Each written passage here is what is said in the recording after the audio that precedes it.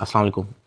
आज मैं आपसे सादुर्रहमान बन के बात करूँगा, ना कि डकी भाई। मैं नहीं चाहता कि कोई ये सोचे कि इस वीडियो का मकसद जो मेरे पे FIR हुई है उसकी कोई जस्टिफिकेशन है।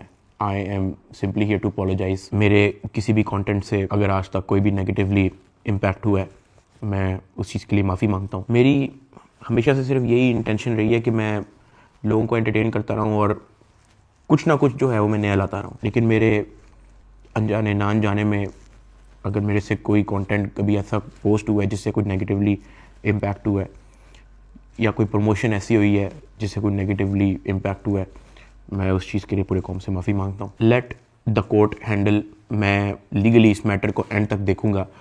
मैं कोर्ट्स के साथ पूरी तरह कोऑपरेट करने को रेडी हूँ और कर रहा हूँ। मैं इदारे के साथ पूरी तरह कोऑपरेट करूँगा और जो भी जज साहब मेरे केस का फ़ैसला लेंगे मैं वो कबूल करूँगा। मेरा और मेरी फैमिली का जो 3.5 माह का एक्सपीरियंस है, मैं सिर्फ वो बताने आया हूँ। 16 अगस्त 2025 को जब मैं सो के उठता हूँ तो मैं बड़ा एक्साइटेड होता हूँ, क्योंकि हमने अपने दोस्त वगैरह मेहमान बुलाए होते हैं। हमने अपने घर में दावत रखी होती है। मेरे सब दोस्त आते हैं, बड़ा इंजॉय करते हैं, हम खाना शाना खाते हैं, गपशप लगाते हैं।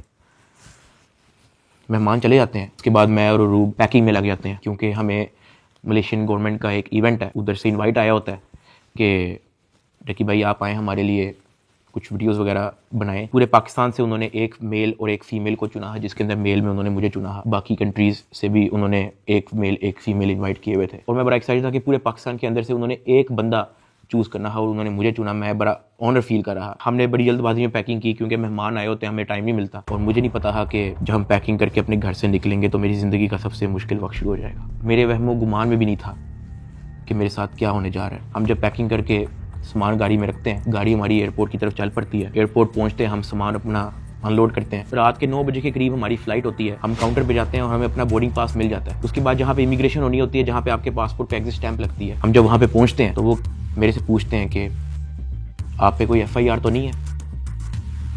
मैंने कहा नहीं। कहता आपका साइबर क्राइम में कोई इशू है क्या? मैंने कहा नहीं। कहते आप हमारे साथ आ जाएं। मैं और अरूब एक दूसरे की तरफ देखते हैं कि ये क्या हो गया। हम किसी को ऑन टाइम ज़्यादा इन्फॉर्म ही नहीं कर पाते हैं। मैंने ज़िया को सिर्फ मैसेज कर दिया है कि ये इस तरह से इशू हो गया है, तो शायद हम फ्लाई ना कर पाएँ, तो आप प्लीज़ गाड़ी जो है वो एयरपोर्ट ले आओ और हमें यहाँ से पिक कर लो। हमें लगा कि शायद हमें बस सिर्फ फ्लाई नहीं करने देंगे और हम घर जा सकेंगे। 5-10 मिनट के बाद इमिग्रेशन वाले हमसे हमारे मोबाइल ले लेते हैं, कहते हैं कि इसको एयरप्लेन मोड पर लगा दें और अरूब की तरफ वो इशारा करते हैं कि अगर आप जाना चाह रही हैं मलेशिया तो आप जा सकती हैं। अरूब ने कहा नहीं, अगर साथ मेरे साथ जा रहा है तो मैं चले जाती हूँ, वरना मैं इधर ही ठीक हूँ। शायद ये मेरी गलती ही, मुझे उसको जाने देना चाहिए था, क्योंकि उसके बाद जिस चीज़ से मेरी फैमिली ने गो थ्रू किया है, मैंने यही रिग्रेट किया कि मुझे अरूब को मलेशिया भेज देना चाहिए था। इमिग्रेशन वाले हमें एक रूम में बैठाए थे। मैं और अरूब बस आपस में गपशप लगा रहे होते हैं कि कोई नहीं कल चले जाएंगे, कोई नहीं दोबारा टिकट करा के परसों चले जाएंगे, इवेंट भी 2 दिन के बाद है, कल चले जाएंगे। हम आपस में यही डिस्कस कर रहे थे। बिल्कुल मेरे अंदर इतना सा भी वहम गुमान नहीं था कि असल में इशू क्या है। 1 घंटे के बाद इमिग्रेशन वाले आते हैं, वो कहते हैं कि आ जाए हमारे साथ। एयरपोर्ट के बाहर NCCI की टीम आई होती है, मुझे वो हथकड़ी लगाते हैं, मेरी गाड़ी में बैठा देते हैं। अरूब कहती है कि मैंने भी साथ आना है। मैंने उसको कहा नहीं, तुम घर चली जाओ, मुझे नहीं पता क्या सीन है, मैं हैंडल कर लूँ। वो गाड़ी भी चल पड़ी थी, गाड़ी सीधा चलेगी NCCI ऑफिस गुलबर्ग। इस वक्त यूट्यूबर डकी भाई की गिरफ्तारी का हर तरफ चर्चा है। डकी भाई को लाहौर एयरपोर्ट पर उस वक्त गिरफ्तार किया गया जब अब इन्होंने मुल्क जा रहा था। NCCI लाहौर ने मारूफ यूट्यूबर सादुर्रहमान उर्फ डकी भाई के खिलाफ मुख्तलिफ इल्जाम के तहत मुकदमा दर्ज कर लिया। साइबर क्राइम एजेंसी ने यूट्यूबर साद उर्फ डकी भाई के खिलाफ मुकदमा दर्ज कर लिया है। मशहूर यूट्यूबर डकी भाई कल रात से गिरफ्तार है। पाकिस्तान के सबसे मशहूर यूट्यूबर डकी भाई एक बार फिर बड़ी मुश्किल में फंस गए हैं। मुल्जिम को गुज़श्ता रात लाहौर एयरपोर्ट से गिरफ्तार किया गया था। यूट्यूबर डकी भाई बड़ी मुश्किल में, हुक्म जारी, मदाहों के लिए बुरी खबर। डकी भाई डकी भाई डकी भाई डकी भाई डकी भाई डकी भाई डकी भाई। रात के तकरीबन 11 बजे हम NCCI ऑफिस पहुंच जाते हैं। हथकड़ी मुझे लगी हुई थी, मुझे ऊपर एक रूम में लेके गए। जब मैं NCCI के ऑफिस पहुंचता हूं तो वहां पे 6-7 ऑफिसर्स बैठे होते हैं। मेरी हथकड़ी वो खोल देते हैं, मुझे कुर्सी पे बिठा देते हैं और मेरी इंटेरोगेशन शुरू हो जाती है। वहां पे मेरे से क्वेश्चन करते हैं एप्लीकेशंस के प्रमोशन के बारे में। वहां पे मुझे पहली बार आइडिया होता है कि मेरा इस इशू पे मुझे एयरपोर्ट पे रोका गया। खैर मेरे से वो जो सवाल करते गए मैं उनको बताता गया। मेरे पास 3 मोबाइल थे, मैंने तीनों मोबाइल के पासवर्ड उनको दिए। उन्होंने मेरे से मेरे जीमेल अकाउंट के पासवर्ड पूछे, मैंने वो भी उनको ऑन द स्पॉट दिए। उन्होंने मेरे से मेरे लैपटॉप का पासवर्ड पूछा, मैंने उनको ऑन द स्पॉट दिया। ऐसा भी नहीं कि मैंने उनको कोई बहाना लगाया हो कि मैं पासवर्ड भूल गया हूँ, because I had nothing to hide. मैं इदारे के साथ कॉपरेट करना चाहता हूँ। मैं ये नहीं चाहता कि इदारा ये सोचे कि मैं कुछ छुपा रहा हूँ। मेरा 23 दिन का रिमांड लिया गया। वो सारी इन्वेस्टिगेशन मैंने पहले 23 मिनट के अंदर दे दी थी। कई घंटे गुजर जाते हैं और तमाम ऑफिसर्स मेरी इंक्वायरी लेके चले जाते हैं, सिवाय एक के, जो मेरे इन्वेस्टिगेशन ऑफिसर्स थे, असिस्टेंट डायरेक्टर शुएब रियाज साहब। मेरे आईओ के अलावा जब तमाम ऑफिसर्स चले जाते हैं तो एक प्राइवेट बंदा बाहर से अंदर आता है। तो आईओ मुझे कहता है कि तुझे पता है कि तेरे पे एफआईआर होने वाली है।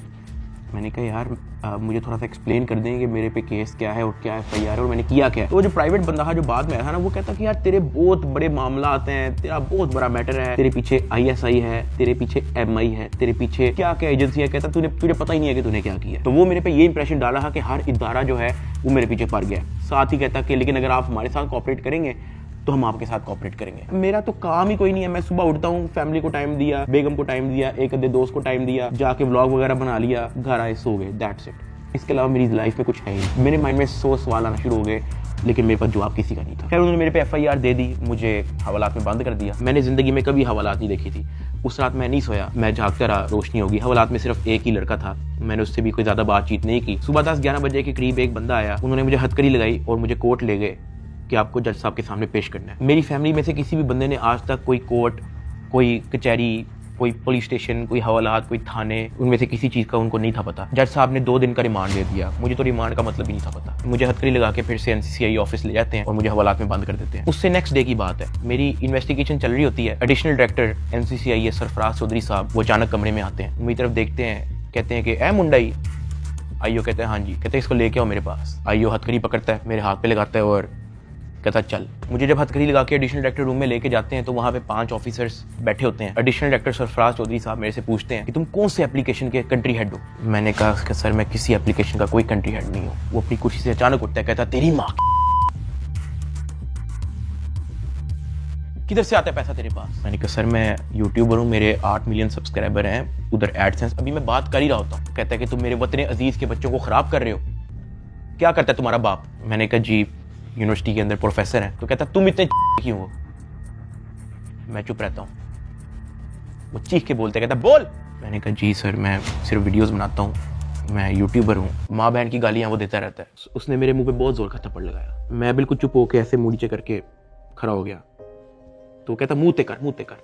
अभी मैंने मुंह पर किया नहीं था। वो जोर से चीख के कहता मुंह ते कर। अभी मैंने वो मुंह पर किया ही था, उसने मुझे दूसरा थप्पड़ लगाया। मैं वहाँ पे बड़ा हेल्पलेस फील कर रहा कि यार मेरे से ऐसा क्या हो गया। मैं भी ये सोच ही रहा था, उसने मुझे तीसरा थप्पड़ लगाया। मुझे माँ बहन की गालियां दी जा रहा है। मैं अपना मुंह नीचे करके खड़ा हुआ हूँ तो मेरे थप्पड़ इधर लगता है, फिर वो कहता था मुंह पर कर, फिर मेरा थप्पड़ इधर लगता है। वो मारी गया जब तक उसका दिल नहीं भरा। मैंने तो गिने भी नहीं है कि उसने मुझे थप्पड़ कितने मारे हैं। फिर वो मुझे कहता कि अपनी टांगे बैंड कर। मैंने अपनी टांगे बैंड कर ली। कहता हाथ ऊपर कर। मैंने अपना हाथ ऊपर कर लिया। वो घर में एक वीडियो कॉल लगाता है जो एक बच्चा रिसीव करता है जिसकी एस्टिमेटेड तकरीबन एज होगी 7 साल। एक हाथ में सिगरेट होती है।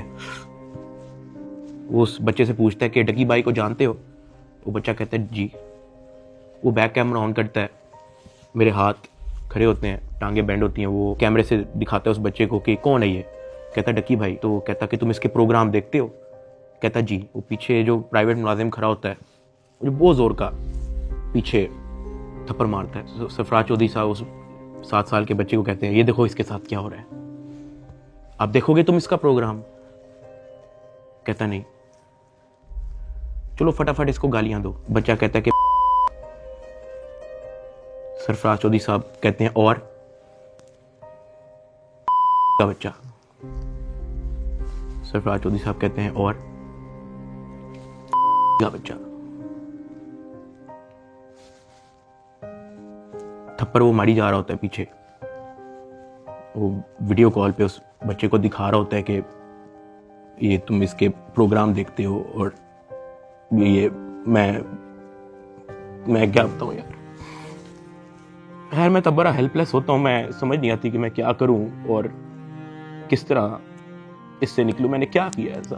खैर वो सरफराज चौधरी कहता है कि इसको ले जाओ, इसकी तरीके से तफ्तीश करो।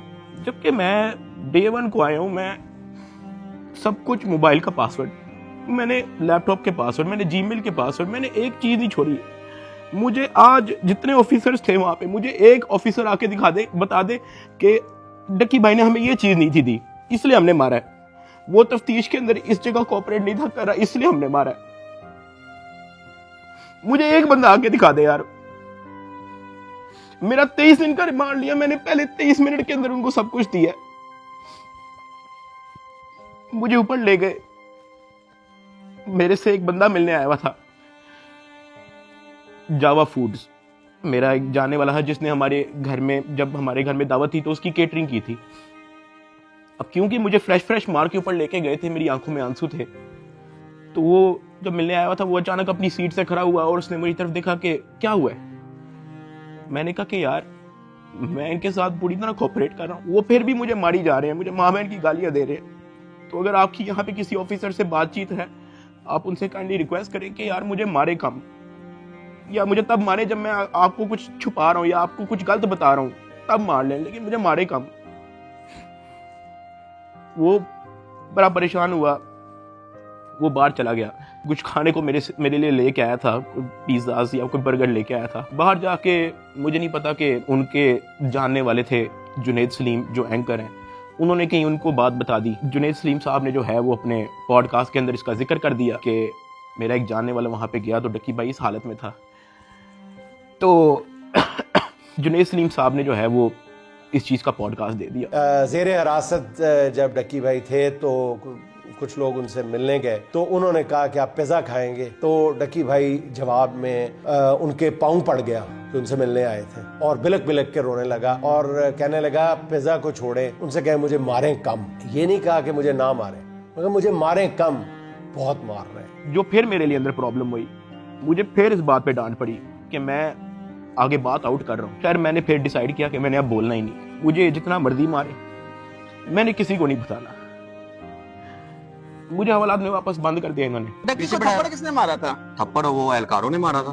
थप्पड़ तो एडिशनल डायरेक्टर ने भी मारा था, मैं आपको बताता हूँ जी। डक्की भी आगे बताएगा कि मुझे चपेड़े किसने मारी थी, और वो बेचारा एक बात कहता था कि यार मुझे मारो ना, मैं कॉपरेट तो कर रहा हूँ, मुझे मारो ना। जब इसको पेश करने लगे थे डक्की को, तो भाई वो आपको बताया था कि मैं इसको थप्पड़ मार के लाया हूँ। हाँ, तो वो थप्पड़ मार के लाए, वो मारते थे इसको। अब मैं आपको बताना चलूँ कि इस पूरी इन्वेस्टिगेशन के दौरान ये जो असिस्टेंट डायरेक्टर शुएब रियाज जो मेरा इन्वेस्टिगेशन ऑफिसर था, उनका जो फ्रंटमैन था, उसको सिर्फ इस काम के लिए रखा हुआ था कि वो मेरे से पैसों की डिमांड करे। उसने तब मेरे से पूछा कि यार तू बेवकूफ है। मैंने कहा क्या हुआ है? कहता यार तेरे पीछे आने वाला कोई नहीं। मैंने कहा यार मेरी फैमिली कभी इन चक्करों में पड़ी नहीं है। तो कहता नहीं तू बेवकूफ है, तुझे समझ नहीं आ रही कि मैं क्या कह रहा हूँ, तुझे अपना मसला नहीं हल करना। मैंने कहा नहीं मुझे नहीं समझ आ रही आप क्या कह रहे हैं। कहता कि तेरा कोई दोस्त पीछे आने वाला, कोई तेरा भाई, कोई तेरा आउट ऑफ कंट्री कोई दोस्त रहता हो, कोई तेरे पीछे आने वाला नहीं। मैंने कहा कि मेरी तो बातचीत ही नहीं है किसी से, तो मैं किसको क्या कहूँ। तो कहता कि ये जो तेरा आईओ है ना, सारी गेम इसके हाथ में, इसने जो लिखना है तेरे साथ वही होना है, तो तू अगर इसके साथ ताउन करेगा तो तेरा मसला हल हो जाएगा। मैंने कहा मैं समझा नहीं आपकी बात। कहता कि भाई लगता है तुझे सारा पैसा कब्र में लेके जाना है,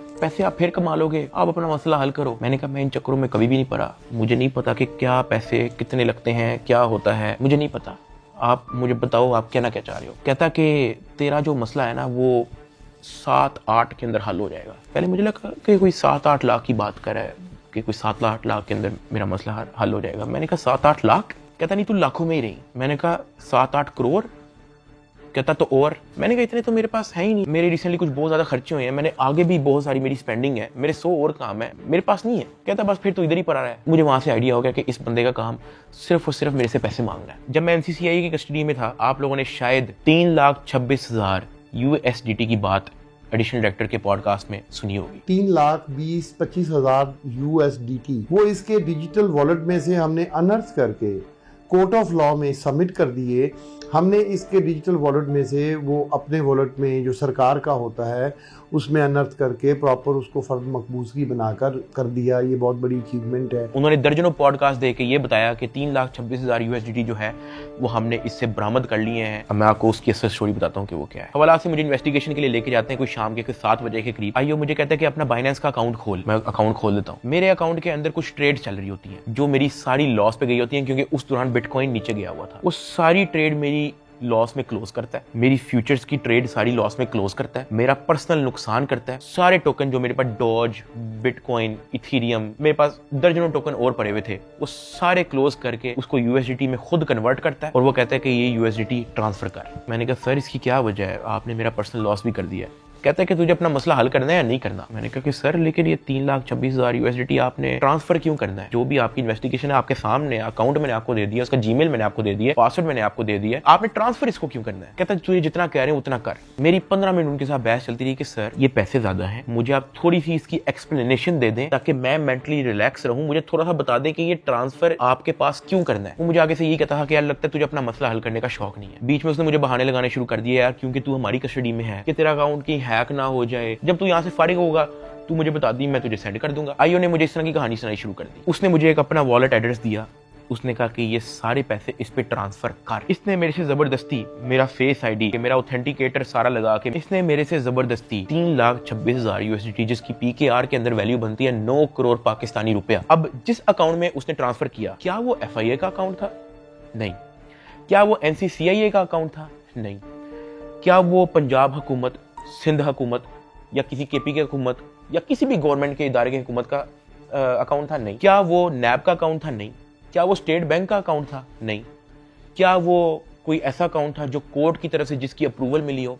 नहीं। वो मेरे आईओ असिस्टेंट डायरेक्टर शुएब रियाज साहब का अपना पर्सनल अकाउंट था, जिसके अंदर इन्होंने मेरे 9 करोड़ रुपया एस्टिमेटेड ट्रांसफर किए। ट्रांसफर करने के बाद उन्होंने वापस मुझे हवालात में बंद कर दिया। कोई रिसीविंग नहीं दी, मुझे उसकी कोई रीजनिंग नहीं दी, कोई सबूत ही नहीं है इस चीज का कि इन्होंने अपने पास ट्रांसफर किया। 8 बज जाता है, 9 बज जाता है, 10 बज जाता है, 11 बज जाता है, मेरे से सोया नहीं जाता। एक ऑफिसर एक मुलजिम को छोड़ने आते हैं हवालात, मैं फटाफट उठ के उससे पूछता हूँ, मैंने कहा सर आपके इस एनसीसीआईए इदारे के अंदर जब कोई क्रिप्टो का कोई रोला चलता है, कोई यूएसडीटी का कोई रोला चलता है, तो उस पे क्या होता है?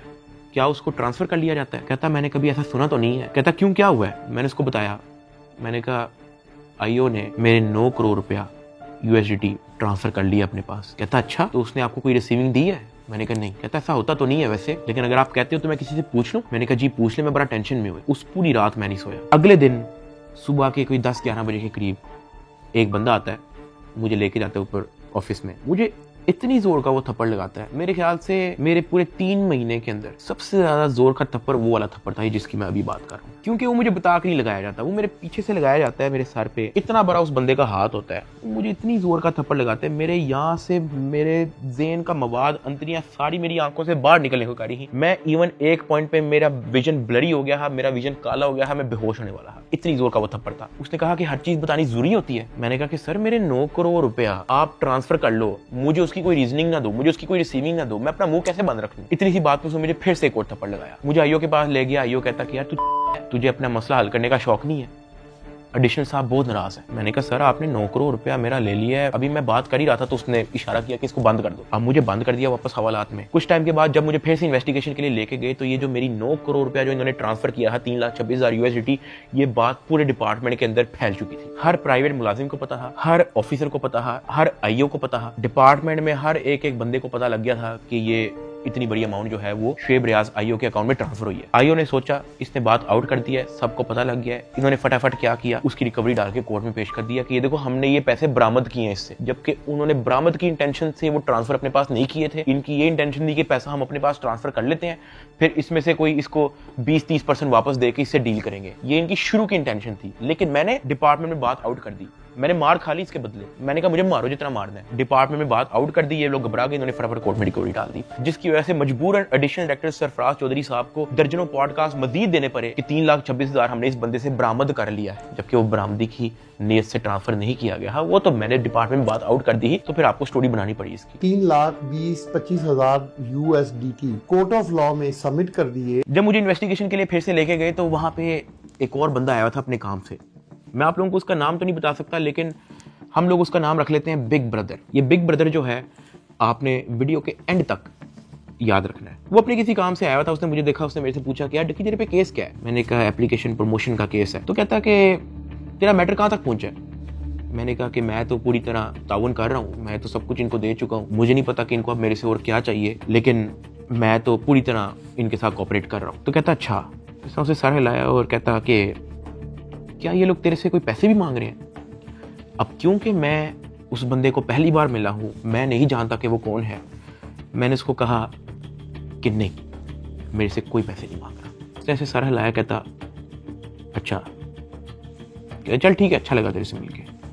वो अपने कामों में लग गया। खैर मेरी इन्वेस्टिगेशन के बाद उन्होंने फिर से मुझे जेल में हवालात में बंद कर दिया। इन्होंने अपनी पूरी कोशिश की कि हम इससे पैसे लें, हम इससे पैसे का पूछें। जब इनको आइडिया हुआ कि मैं इनको किसी भी तरह से एंटरटेन नहीं कर रहा, इन्होंने बहाने से मेरी फैमिली को बुला लिया। अरूब और मेरी अम्मा, उनको ये कह के बुलाया गया कि मेरी उनके साथ मुलाकात है। मुझे जब हवालात से ऊपर लेके गए तो अरूब बैठी हुई थी और उसकी इंटेरोगेशन हो रही थी। उसका मोबाइल जो है वो इन्वेस्टिगेशन ऑफिसर के हाथ में था। तो मैंने इन्वेस्टिगेशन ऑफिसर शुएब रियाज साहब से पूछा कि ये आपने इनका मोबाइल क्यों लिया? तो कहता कि इन पे भी एफआईआर होगी। तो अरूब घबरा गई। उसने कहा मेरे पे एफआईआर क्यों होगी? उसने कहा कि आपने तो हमें साथ से मिलने के लिए बुलाया है, मुझे और मामा को के साथ से मुलाकात हो जाएगी। तो कहता कि नहीं, एफआईआर हो ना हो, ये जो आपके शोहर की एफआईआर है इसी में बड़ी जगह है, हम आपको इसी में नामजद करेंगे। अरूब घबरा गई। मैंने अरूब की तरफ देखा, मैंने अरूब की तरफ इशारा किया कि मैंने कहा बस बिल्कुल चुप होके बैठ जाओ, बस ये वक्त गुजारो, बस इस वक्त हम कुछ नहीं कर सकते। खैर वो अरूब से कुछ क्वेश्चन उन्होंने पूछने शुरू कर दिए। मैंने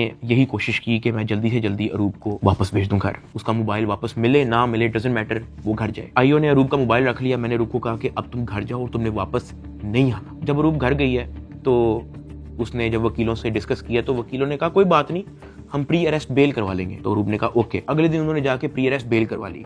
जब उन्होंने प्री अरेस्ट बेल करवाई तो प्री अरेस्ट बेल की खबर पहुंच गई इदारे में, एनसीसीआई ऑफिस में, आईओ के पास और सरफराज चौधरी एडिशनल डायरेक्टर के पास। इन्होंने फिर से मुझे कहा कि अपनी फैमिली को मीटिंग के लिए बुलाएं। मैंने घर वालों को कॉल की क्योंकि उसकी प्री अरेस्ट बेल हो चुकी थी। मैंने कहा चलो अब इसको खतरा नहीं है और इसका मोबाइल भी उनके पास है, तो I think it's not a big deal, मैं बुला लेता हूँ। ऑफिसर्स ने जो है मेरे घर कॉल करवाई। मैंने कहा कि अम्मा वो बड़े अफसरान, एडिशनल डायरेक्टर और इन्वेस्टिगेशन ऑफिसर्स बुला रहे हैं, तो बाकी घबराएं ना, कोई इस तरह कोई नेगेटिव मीटिंग या इस तरह का कुछ नहीं है, तो आ जाएं। मेरी माँ और अरूब प्री अरेस्ट बेल करवाने के बाद एडिशनल डायरेक्टर रूम में आ गए। सरफराज चौधरी साहब कहते जतोई साहिबा आप अपने आप को क्या समझती हैं, आपने प्री अरेस्ट बेल करवा ली है? तो अरूब ने कहा जी। तो कहता अच्छा करवाएं, जो आपने करना करें। 5 रुपए का एक नया सफा आता है, हम एक नई एफआईआर लिखेंगे और आपको पकड़ लेंगे। अरूब मेरी तरफ देख रही है कि ये क्या है, ये किस तरह की मीटिंग है। मेरी माँ परेशान, लाल उनके चेहरे हो गए थे सबके। एडिशनल डायरेक्टर सरफराज चौधरी साहब ने फिर अपना मोबाइल खोला, वहाँ व्हाट्सएप खोला, उन्होंने ऊपर लिखा जज, और ऐसे मेरी माँ को और मेरी वाइफ को लिस्ट दिखाई ऐसे स्क्रॉल करके कि ये देखो मेरा इस जज से भी ताल्लुक है, मेरा इन जज से भी ताल्लुक है, मेरा इस जज से भी ताल्लुक है, क्या कर लेंगे आप? जब वो इस तरह जजेस की लिस्ट दिखा रहा था तो उसने बड़े ऊंचे अल्फाज में बोला कि यहाँ पे जज भी मैं हूँ, यहाँ पे वकील भी मैं हूँ, यहाँ पे सब कुछ मैं हूँ, जितनी आपने प्री अरेस्ट बेल करवानी है करवाएं, नया पर्चे में हम पकड़ लेंगे। हमारे पास कुछ कहने को नहीं था। मैंने वहाँ पे सिर्फ सर को कहा कि जी सर आप बिल्कुल सही कह रहे हैं। मैंने अपने घर वालों की तरफ देखा, मैंने उनको इशारा किया कि प्लीज़ वक्त गुजारें बस। मेरे घर वालों के चेहरे लाल हो गए हैं, मतलब बिल्कुल आप कह लो कि उनके पास कुछ कहने को नहीं थे। दे वर शेकिंग। वो बातें करता गया, हम लोग घबरा गए थे। हमने बस वेट किया कि यार ये कब हमें फाड़े करेगा। जब उसने कहा ठीक है आप जा सकते हैं, मैं, अरूब और मेरी माँ जब उस एडिशनल डायरेक्टर रूम से बाहर निकले, मेरी माँ की आंखों में आंसू थे, अरूब की आंखों में आंसू थे। मैंने कहा कि यार मुझे बहाने से कहते हैं कि आप लोगों को बुला लो, फिर ये इस तरह की हरकतें करते हैं, डराने धमकाने वाली, ब्लैकमेलिंग, थ्रेट्स। मैंने कहा ये सिर्फ और सिर्फ इनका पैसे मांगने का तरीका है ताकि हम डर जाएं, इनको कुछ पैसे दे दें और हमारी जान छोड़ेंगे। तो ये इस तरीके से मुझे, मेरी फैमिली को ज़हनी अजियत देते रहे हैं, ब्लैकमेल करते रहे हैं। अरूब का राइट बनता है कि वो प्री अरेस्ट बेल करवा के आए। आपने अपनी इन्वेस्टिगेशन करनी है, करें। उसने तो अपना मोबाइल भी दे दिया, आप जब बुला रहे हो वो आ रही है, फिर भी आप उसको थ्रेट कर रहे हो कि जी आपने प्री अरेस्ट बेल करवा लिया, कोई बात नहीं, 5 रुपए का नया सफा आएगा, हम आपको फिर अरेस्ट कर लेंगे। और ये सब इनका तौर तरीका था कि हम लोग किसी तरह टूट जाए और ये जितने पैसे मांगे हम लोग फौरी इनको दे दें। इस दौरान आईओ और उसका जो फ्रंट मैन है, जब उनको पता लगा कि मैं और मेरी फैमिली किसी भी तरह से इनको एंटरटेन नहीं कर रही, कोई पैसों के मामले में लिफ्ट नहीं करवा रही, तो इन्होंने मेरे एक दोस्त से बात की और उस दोस्त को कहा कि इसको मुझे आके कहो कि ये पैसों से मसला हल होगा। उसकी जो भी गपशप हुई मेरे दोस्त ने वापस आके बताई, कहता कि ये पैसे ही मांग रहे हैं। मैंने कहा यार इस तरीके से मेरी फैमिली को ब्लैकमेल कर रहे हैं, इस तरीके से मुझे टॉर्चर कर रहे हैं, ये लोग चाहते क्या है? वो ये कह रहे हैं कि अरूब को हम पर्चे में नामजद ना करें और उस पर कोई नया पर्चा ना दें और उसको अरेस्ट ना करें, उसका वो 1 करोड़ रुपया मांग रहे हैं। मैंने कहा भाई इन्होंने मेरा बैंक अकाउंट ब्लॉक कर दिया, इन्होंने मेरी USDT भी अपनी जेब में डाली, मेरे अब्बा जी का बैंक अकाउंट ब्लॉक है, मेरी अम्मा जी का बैंक अकाउंट भी इन्होंने ब्लॉक कर दिया है, अरूब का बैंक अकाउंट इन्होंने ब्लॉक कर दिया है, जिया का बैंक अकाउंट इन्होंने ब्लॉक कर दिया है, इवन मुनीब जो अंडर 18 है उसका बैंक अकाउंट भी ब्लॉक कर दिया है। कहानी यहाँ पे खत्म नहीं हुई। मेरे दादा अब्बू जिनका मैंने आज तक व्लॉग में जिक्र नहीं किया, आज तक उनकी अपीयरेंस नहीं हुई, 80 साल एंड अबव की उनकी उम्र है, उनका बैंक अकाउंट भी ब्लॉक कर दिया। मेरे पास 1 टका नहीं है इनको देने के लिए। सॉरी। उसने मेरी बात सुनी, कहता अच्छा। उसने एज इट इज जब ये बात आईओ को बताई, आईओ आगे से इसको कहता कि इन्हां दे कोल 40-50 करोड़ रुपया सैट नहीं पड़ा। मेरे दोस्त ने एज इट इज मुझे ये बात आके बताई। अब क्योंकि मेरी फैमिली ऐसे मेंटल टॉर्चर से गुजर चुकी थी, जब मेरे दोस्त ने ये बात मेरी फैमिली को बताई, मेरी फैमिली ने घबरा के कहा कि प्लीज आप किसी और से बात कर लें, अगर वो हमें लोन दे सकता है, कोई उधार हमें दे सकता है तो दे दे। मेरे दोस्त ने इवन मेरे एक और दोस्त से भी बात की, उसने मना कर दिया, कहता यार हम नहीं कर सकते, 1 करोड़ रुपए बहुत ज्यादा है। मेरे दोस्त ने फिर आईओ से बात की, आईओ कहता कि हम 60 लाख से नीचे नहीं लेंगे, अरूब की हद तक, अभी हम डकी की बात नहीं कर रहे। ये बात जब उसने मुझे आके बताई, मैंने कहा मेरे पास है ही नहीं 60 लाख, या मेरे पास 60 रुपए नहीं है, सब कुछ इन्होंने ले लिया। अगले दिन मेरी कोर्ट में पेशी थी, मेरा रिमांड लेने के लिए जब कोर्ट में गए तो मेरी फैमिली वहां पे आई हुई थी। उन्होंने मेरे से हाथ जोड़ के, रंग उनके उड़े हुए थे, कहा कि साद जो कह रहे हैं इनको प्लीज दे दो। अरूब कांप रही थी, कहती कि मुझे पकड़ लेंगे, मुझे पता भी नहीं है कि इनको कैसे हैंडल करना है, मुझे नहीं पता कि आगे मेरे साथ ये लोग क्या करेंगे, प्लीज ये जो मांग रहे हैं दे दो। जब मैंने उनकी शक्लें देखी फैमिली की, मैंने कहा ठीक है, लेकिन मेरे पास 60 लाख रुपए वाकई में नहीं है, आप किसी से बात कर लें। मेरे मामू आउट ऑफ कंट्री रहते हैं, वो ऑस्ट्रेलिया से फ्लाई करके आए हैं, जो हमने इनको ये सारी कहानी बताई है। मेरे एक मामू इधर पाकिस्तान में होते हैं, वो भी आए हैं, उनसे हमें उधार लेना पड़ा कि प्लीज हमारी हेल्प कर दें, हमारा ये मसला है, हमें 60 लाख रुपया उधार चाहिए। उन्होंने 60 लाख रुपया हमें कैश अरेंज करके दिया, वो कैश हमने इन लोगों को पहुंचाया। इनको पैसे जो है मेरे भाई ने भिजवाए थे, मुझे तो पता भी नहीं था कि इनको पैसे पहुंच गए हैं या वो मेरे मामू ने दिए हैं, ये सारी बातों का मुझे बाद में पता लगा। जब इनको पैसे पहुंच चुके थे, अगले दिन मुझे एडिशनल डायरेक्टर सरफराज चौधरी साहब ने मुझे फिर से कहा कि आप अपनी फैमिली को, अगर आपने मीटिंग करनी है तो आप बुला लें। मैंने कहा जी ठीक है, मैंने अपनी फैमिली को बुला लिया, और तब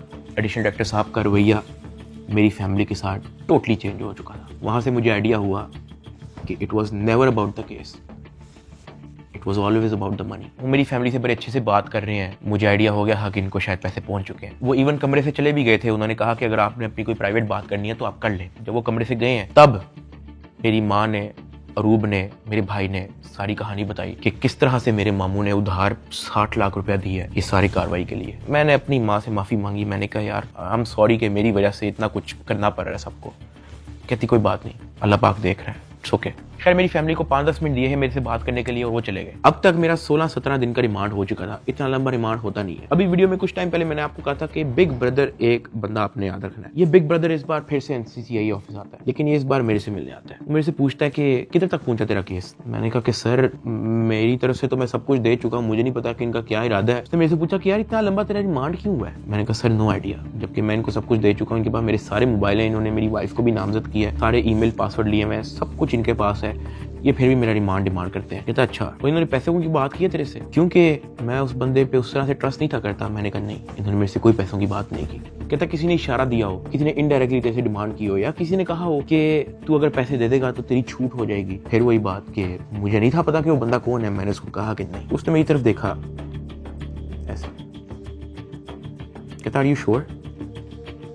मैंने कहा जी। इवन उससे मुझे एक पॉइंट पे बड़े गुस्से से देखा, कहता कि देख ले अगर कुछ ऐसा है तो तू मुझे बता सकता है। फिर वही बात आ गई क्योंकि मैं उसको जानता नहीं था। मैंने कहा नहीं ऐसा कुछ भी नहीं है सर। कहता ठीक है।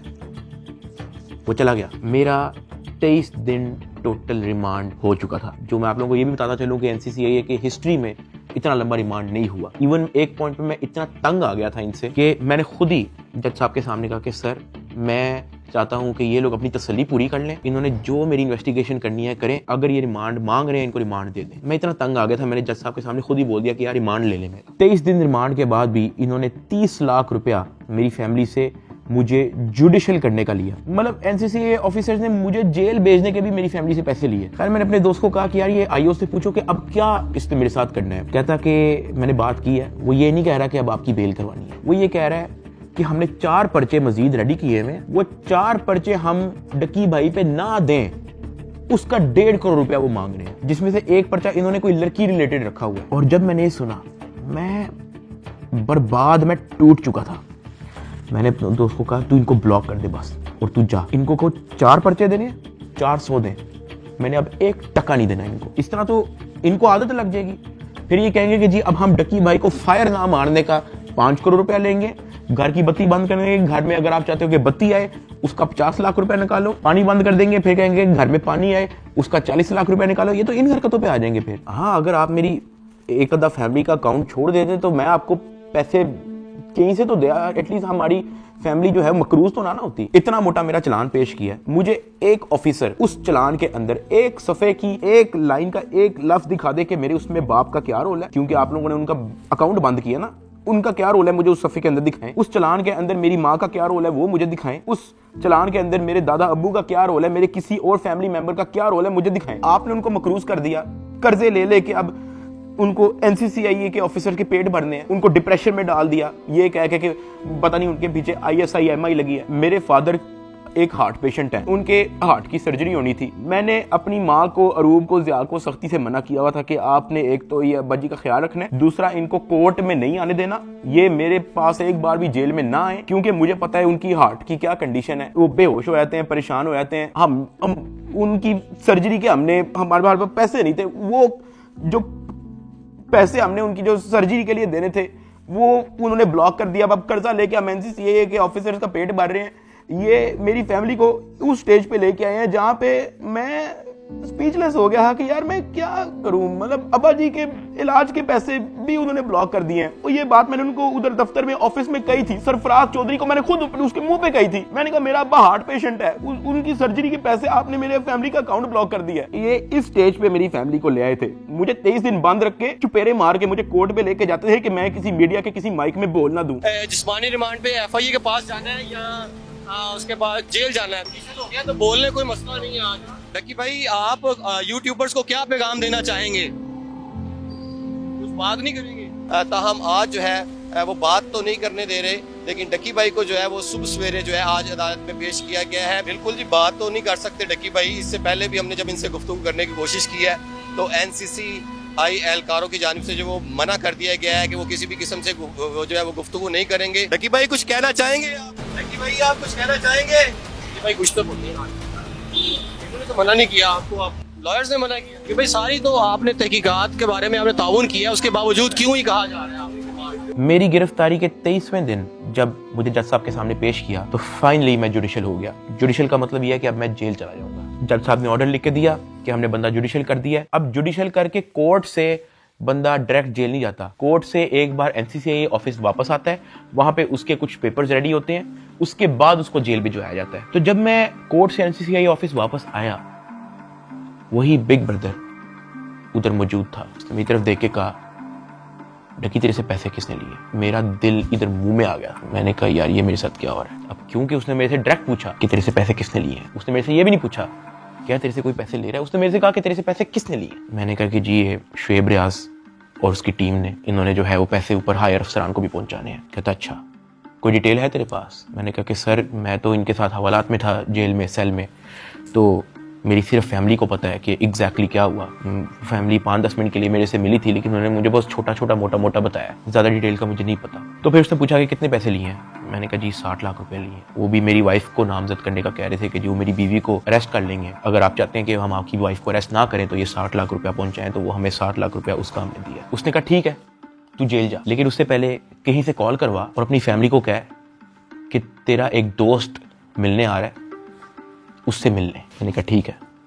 मैंने कहीं से मोबाइल अरेंज किया, मैंने फटाफट मामा को कॉल की, मुझे सिर्फ मामा का नंबर याद था। मैंने उनको कहा कि मेरा एक दोस्त आएगा, उससे मिलने। बिग ब्रदर वहां से चला गया। 5-10 मिनट के बाद मुझे भी पुलिस के डाले में बिठाया और मुझे जेल ले गए। डकी भाई को जो है तकरीबन 22 रोज़ा जिस्मानी रिमांड के बाद जब अदालत में पेश किया गया तो अदालत ने गुज़श्ता रोज जो है डकी भाई को जुडिशल रिमांड पर जो है वो जेल भेज दिया। देख सकते हैं कि डकी भाई को जो है वो जेल मुंतकिल किया जा रहा है। 9 सितंबर 2025 को मुझे जेल भेज दिया जाता है। मैंने अपनी ज़िंदगी में वहमो गुमान में भी नहीं सोचा होना कि मेरी ज़िंदगी में ये दिन भी आएगा। जब मैं जेल जाता हूँ सबसे पहले तो मेरी चेकिंग होती है, बालों के अंदर, अंडर आर्म्स, आपकी नाक के अंदर भी देखते हैं, वो आपके कान के अंदर, आपके मुंह के अंदर, आपके लिप्स ऊपर करके आपकी ज़ुबान निकाल के। चेकिंग होने के बाद मुझे लेके जाया जाता है मेरे सेल की तरफ, जिसको जेल की ज़ुबान में चक्की कहते हैं। जेल के सेल का साइज़ आप ऐसा समझो कि कुछ 6 से 7 टाइलें हैं ना, उतना साइज़ होगा।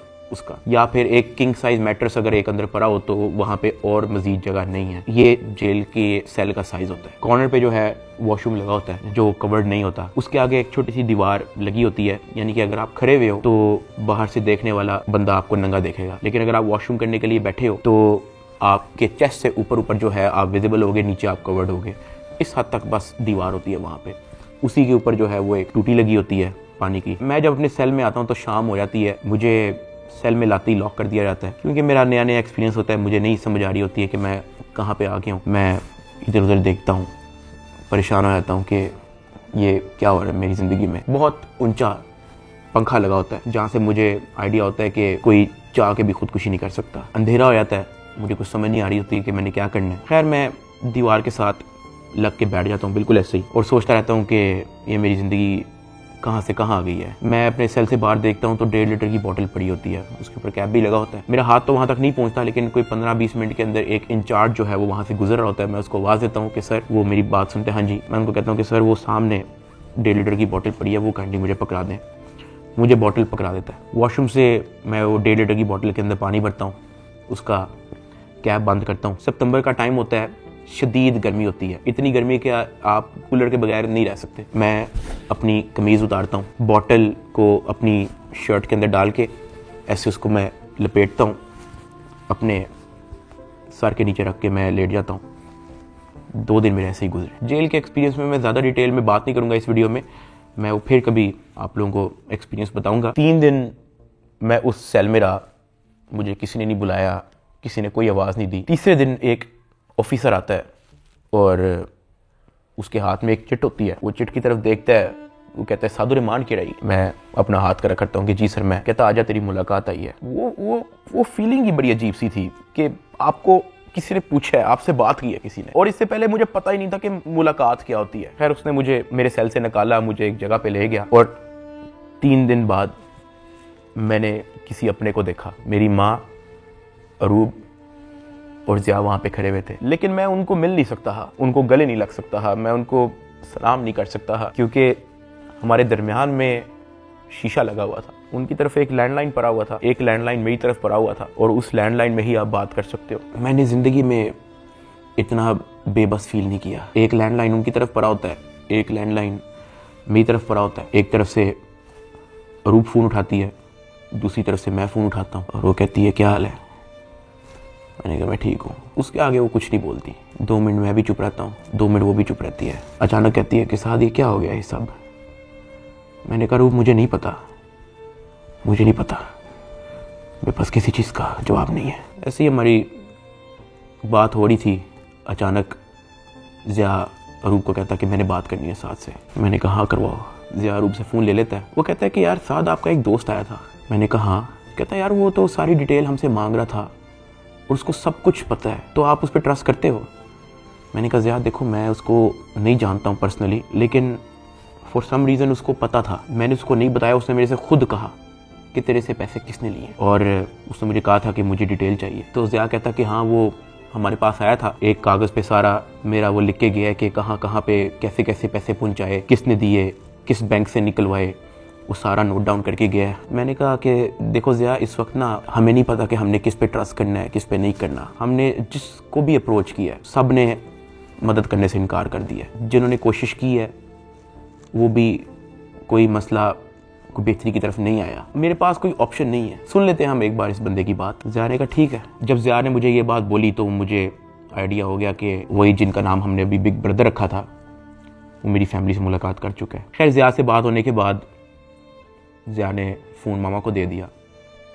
मामा भी रो पड़ी, गपशप हो रही ही। साथ उन्होंने कहा था कि जो आपका दोस्त आया है कहता कि आप मेरी भी माँ है, आपको कुछ नहीं होगा, आपने अब 1 भी रुपया किसी को नहीं देना, बस जो आप लोगों ने दे दिया है उसकी मुझे डिटेल दे बस। खैर वही 15-20 मिनट होते ही हैं वो फ़ोन बंद हो जाता है। ना मुझे मामा की आवाज़ आ रही होती है, ना मेरी आवाज़ उन तक जा रही होती है। तो मुझे रियलाइज़ होता है कि मेरा वक्त ख़त्म हो गया। वहाँ का एक इंचार्ज मुझे मेरे सेल में वापस छोड़ देता है। मैं वापस उसी जगह पे आया था। वक्त के साथ साथ जेल में अपने आप को एडजस्ट किया, मेंटली एक्सेप्ट किया कि भाई तू अभी इधर ही है। 10 दिन गुजर गए। 10 दिन के बाद एक इंचार्ज फिर से आया चिट लेके, कहता सादुर रहमान के रही। मैंने कहा जी सर मैं।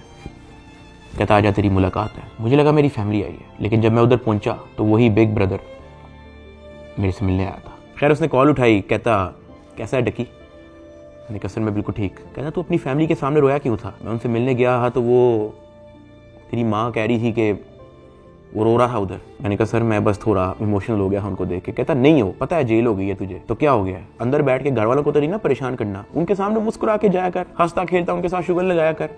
क्या मैं बिल्कुल ठीक हूँ, अंदर बड़ा मजा आ रहा है। मैंने कहा सर वो हो जाता है, मैं तो कोशिश करता हूँ कि मैं उनको कोई टेंशन ना दूं, लेकिन चेहरे पे बंदे के लिखा आया था। कहता खैर मैं गया उस दिन तेरे घर, माँ जी बहुत परेशान थी, मैंने उनको तसल्ली दी है, तुझे मैं सिर्फ ये बताने आया हूँ कि तू तगड़ा रहे। फिर उसने मुझे कहा कि अगर आने वाले कुछ टाइम के अंदर अगर तुझे कोई न्यूज़ तेरे रिलेटेड सुनने को मिलती है तो पैनिक नहीं होना और अंदर किसी से कोई बात शेयर नहीं करनी। कोई पूछे कहना मुझे इल्म नहीं किसी चीज़, और अपनी फैमिली को भी कह दे कि किसी चीज़ को लेके पैनिक नहीं होना। अगर कोई प्रेशराइज करने की कोशिश करे, कोई कॉल करे, कोई अप्रोच करे, जस्ट इन्फॉर्म अस। साथ मैंने उनको ये भी बताया कि जब मैं NCCI की कस्टडी में था तो वो मुझे कहते थे कि आपके पीछे MI लगी हुई है। तब उसने मुझे कहा कि जिन लोगों का नाम लेके आपसे पैसे ले रहे हैं ना, मैं उस इदारे से हूँ। फिर उसने मुझे बताया कि ये बात जब मुझे पता लगी तो हमने अपने हायर अथॉरिटीज़ को भी इन्फॉर्म किया, तो let me and my team handle it. तूने अंदर किसी से कोई बात नहीं करनी, अपनी फैमिली से ज़्यादा कोई बात नहीं करनी, सिर्फ उनका हालचाल पूछ और रोना धोना बंद कर, उनके सामने शुगर लगा, हंस मुस्कुरा, कह के बड़ा मज़ा आ रहा है अंदर, जो बुरा वक्त था वो चला गया, अब बस तू वक्त काट। फिर मैंने उसको बोला कि सर वो जो एडिशनल डायरेक्टर सरफराज चौधरी साहब हैं वो मुझे रिमांड के दौरान कहते थे कि मैं तेरी हाई कोर्ट तक बेल रोकूंगा। तो उधर बिग ब्रदर कहता कि छोड़ दे, कुछ नहीं होगा। उसके बाद वो हुआ जो किसी ने वहमो गुमान में भी नहीं सोचा था। ये मुकदमा दर्ज करवाने वाला कोई और नहीं बल्कि डिप्टी डायरेक्टर सरफराज चौधरी है, जिसने डकी को गिरफ्तार किया और उसको दुनिया का सबसे बड़ा मुजरम बनाकर पेश किया। इस डायरेक्टर को आज सस्पेंड कर दिया गया है। Additional director national cyber crime investigation agency Lahore हैं सरफराज चौधरी साहब, उन्हें जनाब सस्पेंड कर दिया गया है। भरपूर तैयारी है NCCI की डकी की बेल कैंसिल करवाने। डकी भाई के खिलाफ कार्रवाई करने वाले NCCI के अहलकार ऑफिसर सरफराज चौधरी साहब को मुअत्तल कर दिया गया। उसके बाद वो चीजें हुई हैं, वो चीजें हुई हैं जो मैंने अपने वहमो गुमान में भी नहीं सोचा था। मैं जब 23 दिन रिमांड में था, मैं इतना मायूस हो गया था, मैं अल्लाह पाक से भीख मांगता था कि या अल्लाह मुझे रास्ता दिखा, या अल्लाह मुझे इस झंझट से निकाल दे, या अल्लाह सब कुछ तेरे सामने है, मैं किसी जोगा नहीं, मेरी फैमिली किसी जोगे नहीं, हम फंस चुके हैं, हम गीदरों में फंसे हुए हैं, या अल्लाह मुझे यहाँ से निकाल दे। मैं हाथ जोड़ के भीख मांगता था। मैं हवालात में एक गंदे से कमरे में बैठ के मैं भीख मांगता था कि या अल्लाह तू सब देख रहा है, तेरे सामने हो रहा है सब कुछ, मेरे लिए कोई तो दरवाजा खोल, मुझे कोई रास्ता दिखा, मैं कहाँ जाऊँ। NCCI अफसरान की गिरफ्तारी पर मुकदमा यूट्यूबर डक्की भाई की अहलिया अरूब जतोई की मुद्दत में दर्ज किया गया। डक्की भाई की फैमिली से रिश्वत लेने का ये मामला, NCCI के अफसरान का जिस्मानी रिमांड मंजूर। अरूब जतोई ने दरखास्त दी है national cyber crime investigation agency के 8 अफसरों और 1 फ्रंटमैन पर। ये हो क्या रहा है? बैटिंग एप्स को रोकने वाले ही बैटिंग ऐप के जरिए पैसे मंगवा रहे हैं। मुकदमा डक्की भाई की अहलिया अरूब जतोई की मुद्दत में दर्ज किया गया। 12 लोग हिरासत में हैं FIA के। अफसर शुएब रियाद और सरफराज चौधरी, उन्होंने रिलीफ के नाम पर अरूब जतोई से रिश्वत मांगी। पर 90 लाख रुपए की रकम बतौर रिश्वत वसूल की गई। वो लोग जिनके कंधों पे निजाम की हिफाजत की जिम्मेदारी रखी गई थी, वो ही खुद इस निजाम में नकब लगाने लगे। जो तफ्तीशी थे आज वो मुलजिम के रूप में अपने ही इदारे के सामने जवाब दे हैं। 7 अफसरान ने ओहदों से इस्तीफा दे दिया। तो 90 लाख रुपए रिश्वत लेने के केस में NCCI के एडिशनल डायरेक्टर समेत 6 अफसरान का जिस्मानी रिमांड मंजूर कर लिया गया है। अरूब जतोई इस बात पर डट गई हैं कि NCCI अफसरान जिन्होंने उनसे रिश्वत ली है इनको नहीं छोड़ेंगी। जिन ऑफिसर्स ने मेरी फैमिली को मेंटल ट्रॉमा से गुजारा, जिन ऑफिसर ने मेरी फैमिली को मेंटली टॉर्चर किया, जिन ऑफिसर ने मुझे बेवजह मारा, मैं उनसे भीख मांगता गया कि यार मुझे ना मारे, मुझे फिर भी मारते गए। जिन ऑफिसर्स ने बच्चे को वीडियो कॉल करके मुझे उससे माँ बहन की गालियां दिलवाई, अगले दिन उन सब की खबर आ गई कि वो सब गिरफ्तार हो गए। और ये जो 100 दिन की कैद थी, जब मुझे किसी किस्म की कोई उम्मीद नहीं थी नजर आती, मैं कभी कभी अल्लाह पाक से कहता था कि अल्लाह तू मेरी क्यों नहीं सुन रहा। लेकिन ये सब जब मुझे खबरें सुनने को मिली तो मैंने रियलाइज किया कि अल्लाह ने मेरी तभी सुन ली थी जब बिग ब्रदर मुझे फर्स्ट टाइम NCCI ऑफिस में मिला और उसने मेरे से पूछा कि तेरे पे केस क्या है। इसमें मैं FIA एंटी करप्शन इदारे को बड़ा अप्रिशिएट करना चाहूंगा, जिन्होंने मेरी फैमिली का सारा केस सुना, मेरी फैमिली के एक मेंबर के पास जाके उन्होंने उनकी स्टोरी सारी सुनी उनका बयान लिया, इन पे FIR लॉन्च की और ये सब कुछ हुआ। वहां से मुझे रियलाइज हुआ कि इदारे बुरे नहीं होते, कुछ लोग होते हैं जो बुरे होते हैं। और अनफॉर्चुनेटली मेरे केस के अंदर भी मुझे बुरे लोग मिले, लेकिन क्योंकि अच्छे लोग भी एग्जिस्ट करते थे, अल्लाह पाक ने उनको वसीला बनाया, उनको हमारे पास भेजा। 16 अगस्त को मैं गिरफ्तार हुआ। 100 दिन टॉर्चर, ऐसा रोलर कोस्टर जो मैंने ज़िंदगी में कभी भी नहीं सोचा था मैं और मेरी फैमिली ने गुजारा। 100 दिन के बाद जस्टिस शहराम सरवर, मैं उनको सल्यूट करता हूँ, उन्होंने मुझे बेल दी हाई कोर्ट से। मैं जब जेल में था, जब सबसे पहले मुझे इस चीज़ की न्यूज़ मिली कि डकी तेरी बेल हो गई है, तब जो मेरी बॉडी पे खून दौड़ा था उसके लिए मैंने 100 दिन इंतज़ार किया। मैं तो जम गया था, मैं ख़त्म हो गया था, मैं बर्बाद हो गया था। सही बताऊँ तो मैं हार मान ली थी, मैं टूट चुका था। मुझे नहीं पता था कि मैं क्या करूँगा। ये 100 दिनों में क्या क्या हुआ, ये वीडियो तो शायद 40-50 मिनट की होगी। अगर मैं आपको बताना शुरू करूं तो ये वीडियो 4-5 घंटे की होनी चाहिए। बहुत सारी चीज़ें मेरी मजबूरी है, मैं नहीं बता सकता। इवन ये जो भाई थे जिनका नाम हमने बिग ब्रदर रखा था, उनसे मैंने रिक्वेस्ट की, मैंने कहा सर मुझे लोगों को बताने दें कि आपने हमारी फैमिली के लिए क्या क्या किया। कहता डकी, we work in the shadows, हमें आपकी अप्रिसिएशन नहीं चाहिए, ये हमारी ड्यूटी थी। आपकी माँ हमारी माँ है, आपकी फैमिली हमारी फैमिली है। ना हम चाहते हैं कि आप हमारा नाम लें, ना हम चाहते हैं कि आप हमें मेंशन करें। उसने कहा क्योंकि हमारे इदारे का नाम लेके आपको और आपकी फैमिली से फाइनेंशियल बेनिफिट्स ले रहे हैं, तो we have to step in. इदारे की ट्रेनिंग ही ऐसी है कि अगर हमारे इदारे का कोई नाम लेके अपने लिए कोई बेनिफिट लेगा तो उसकी कोई टॉलरेंस नहीं है। ये हमारी ड्यूटी है, we are here to serve this country. अगर आप गलत होते या आपकी फैमिली गलत होती तो हम आपका साथ ना देते, लेकिन हमने देखा कि हमारी माँ मुश्किल में है, हमारी बेटी मुश्किल में है, हमारा भाई मुश्किल में है, तो हमें आपकी अप्रिसिएशन ही चाहिए। खुश रहें। और मैं बड़ा हैरान हुआ कि एक तरफ NCCI ऑफिसर्स हैं जो दर्जनों पॉडकास्ट दे रहे हैं पब्लिकली, लेकिन बैक एंड पे वो क्या हरकत करें उस चीज़ का किसी को नहीं पता। और दूसरी तरफ ये बिग ब्रदर का इंस्टीट्यूशन जिन्होंने दिन रात एक कर दिया मेरी फैमिली के लिए। और जब मैंने उनका कहा कि मुझे बताने दे लोगों को, तो कहते हमें क्रेडिट नहीं चाहिए। सेल्फलेसली काम किया और एक भी पॉडकास्ट उनके एक भी ऑफिसर ने एक भी इंटरव्यू नहीं दिया, just working in the shadows. और मुझे और मेरी फैमिली को उन पे फख्र है, और मेरी सिंपैथी हर उस फैमिली के साथ है जो कभी इन करप्ट NCCI ऑफिसर्स के थ्रू अफेक्ट हुई है। अल्लाह पाक किसी की फैमिली को उस चीज़ से ना गुजारे जिस चीज़ से मेरी फैमिली गुजरी है। एक और चीज़ की बड़ी कन्फ्यूजन थी कि मेरे एक्चुअली वकला कौन है। तो मेरा केस जो है वो बैरिस्टर अमृत शेख देख रही हैं और एडवोकेट उस्मान लतीफ़ जो मेरा केस आगे परसू कर रहे हैं। लेकिन मैंने सबकी वीडियोस देखी हैं, जितने वकला हैं जिन्होंने मेरे लिए स्टैंड लिया, मैंने सबके टिकटॉक वीडियोस देखी हैं। मैं दिल से उन तमाम एडवोकेट्स का शुक्रगुजार हूँ जिन्होंने मेरे लिए स्टैंड लिया। इस पूरे 100 दिन के अंदर जो मेन सवाल लोगों का था ना, वो ये था कि यार डकी भाई आप तो इस मामले से फारिग होने के बाद मुल्क छोड़ के चले जाओगे। लेकिन मैं आप लोगों को एक बात बताऊं, 8 साल हो गए हैं मुझे यूट्यूब पे आए हुए, मैंने सिर्फ अच्छा टाइम देखा है। जहां 8 साल इस मुल्क ने मुझे सब कुछ दिया, इस मुल्क के लोगों ने मुझे प्यार दिया, इस मुल्क के लोगों ने मुझे सपोर्ट दी, तो ये 3 महीने की मुश्किल में मैं मुल्क छोड़ के जाऊंगा तो ये तो मेरी सेल्फिशनेस है कि जहां 8 साल इस मुल्क ने आप पे कोई मुश्किल नहीं आने दी, तो 3 महीने की मुश्किल पे मैं इस मुल्क को छोड़ के कैसे जा सकता हूं। मैं इधर ही हूं, मैं कहीं नहीं जा रहा। पाकिस्तान ने ही मुझे सब कुछ दिया है, पाकिस्तान में ही मैं रहूंगा। यहाँ पे मैं वीडियो को एंड कर रहा हूँ। इस पूरे 100 दिन के अंदर मैंने बहुत कुछ सीखा और मुझे पता है कि मैं इस वक्त स्टेज पे नहीं हूँ कि मैं किसी का नाम ले सकूँ, लेकिन I want to thank field marshal Asim Munir साहब and director general of military intelligence, जिन्होंने इतनी प्रोफेशनलिज्म दिखाई और मेरी फैमिली को इस करप्ट माफिया से निकलने में मदद की। और ये जो बिग ब्रदर जिनका मैंने जिक्र किया है, मैं तो जेल में था, मेरी फैमिली को कुछ भी नहीं पता था। जब जब उनको कोई परेशानी होती थी, जब जब उनको कोई सवाल होता था, जब उनको किसी चीज़ की टेंशन होती थी, ये जो बिग ब्रदर हैं ये और इनकी टीम हमेशा उनके लिए अवेलेबल रही है। और इस तरह का clean up operation in corrupt mafia के अगेंस्ट आज तक पाकिस्तान की तारीख में नहीं हुआ। और ये सब क्रेडिट जो है ये इंटेलिजेंस एजेंसीज को जाता है। और जैसे मैंने आपको कहा कि मैं आप लोगों को सब कुछ तो नहीं बता सकता, मैं अगर बताना शुरू करूं तो ये वीडियो कोई 40-50 मिनट की नहीं, ये वीडियो कोई 4 घंटे की होगी। वैसे भी आप लोग कहोगे कि झूठ बोल रहा है, ये तो कोई टॉम क्रूज की मिशन इम्पॉसिबल हॉलीवुड मूवी की स्क्रिप्ट बता रहा है। मैं बस यही कहना चाहता हूँ कि मैं और मेरी फैमिली हमेशा इनके शुक्रगुजार है। मैं आप सबको थैंक यू कहना चाहूँगा कि आप लोगों ने मुश्किल टाइम पे भी मेरा साथ नहीं छोड़ा। मैंने घर आके सोशल मीडिया देखा है, आप सबके कमेंट्स पढ़े हैं, मैंने आप सबकी वीडियोस, आप सबके एडिट्स मैंने देखे हैं। मुझे याद है गिरफ्तारी से पहले व्लॉग्स के अंदर मैं कहा करता था कि गाइस हमने 9 मिलियन सब्सक्राइबर्स करने हैं, लेकिन वो ख्वाब हमारा अधूरा रह गया। मैं गिरफ्तार हो गया, मेरे पास मेरा चैनल भी नहीं था,